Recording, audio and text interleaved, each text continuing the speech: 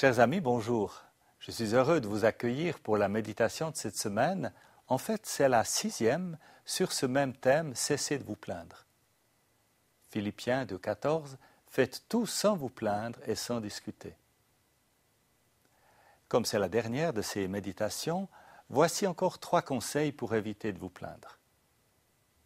Exprimez vos requêtes avec douceur. Même si vous avez une excellente raison de vous plaindre de quelqu'un, ne vous laissez pas aller à la tentation de gémir et d'exposer vos arguments ouvertement.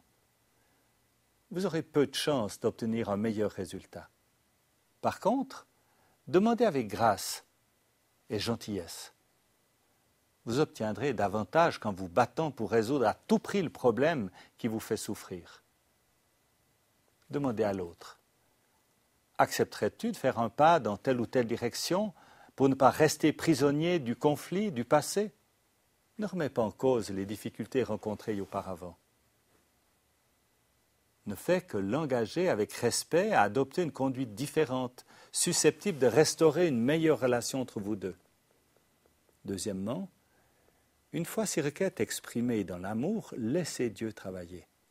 Lui seul peut transformer les cœurs. Soyez patient et accordez-lui une chance de restaurer une meilleure atmosphère. Dieu n'a pas besoin de vous pour contrôler le changement dans le cœur des autres. Ils ne vous appartiennent pas. Vous n'êtes en rien leur gardien. Laissez donc Dieu libre d'agir et d'accomplir ce que vous êtes incapable de faire vous-même. Il a des moyens à sa disposition qui dépassent les plus fous de vos rêves. Si vous ne lui mettez pas des bâtons dans les roues, il l'accomplira tout à perfection. Troisièmement, pendant que Dieu agit, au lieu de ruminer vos griefs, de ressasser votre passé, prenez exemple sur Joseph. Il avait d'excellentes raisons de se plaindre des agissements de sa famille. Joseph aurait pu vouloir se venger lorsque l'occasion se présenta. Pourtant, avec conscience et sagesse, il a agi selon les principes divins, attendant le moment favorable pour s'intégrer dans le plan de Dieu, dans la solution que celui-ci avait prévue, même si des années ayant passé, il a su attendre.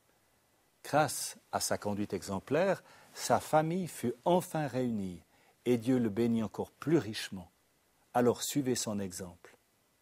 Je vous invite à relire dans la Genèse ces chapitres sur Joseph. Ils sont merveilleux. Et vous comprendrez comment il a agi, ce que Dieu a fait, et cela vous aidera. Alors bonne semaine.